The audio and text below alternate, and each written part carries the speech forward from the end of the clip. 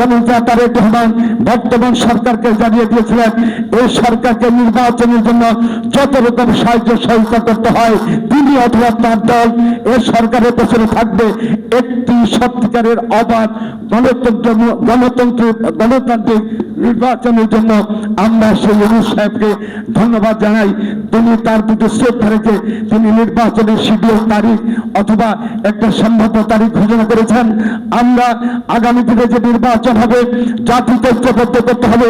তারেক রহমানের নেতৃত্বে যেমন জাতিকে ঐক্যবদ্ধ করেছেন বলে ফ্যাসিস্ট হাসিনা পালিয়ে যেতে বাধ্য হয়েছে, এখনো নির্বাচনকে কেন্দ্র করে অনেক ষড়যন্ত্র করা হচ্ছে।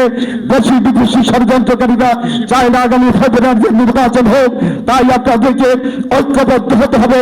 তারেক রহমানের নেতৃত্বে দেশের নেত্রী খালেদা রহমান তার দেশের নেত্রীর নেতৃত্বে আগামী যে নির্বাচন আসে সেই ফেব্রুয়ারি নির্বাচনে আমরা ঐক্যবদ্ধ থেকে জাতীয়তাবাদের মধ্যে দলের মধ্যে আগামী দিনে এই দল অংশগ্রহণ করে নির্বাচিত হয়ে ওই পার্লামেন্টে তাদের সরকার গঠন করবে, যে সরকারের মধ্য দিয়ে গণতন্ত্র প্রতিষ্ঠিত হবে, কথা বলার অধিকার থাকবে, আইনের শাসন প্রতিষ্ঠা থাকবে।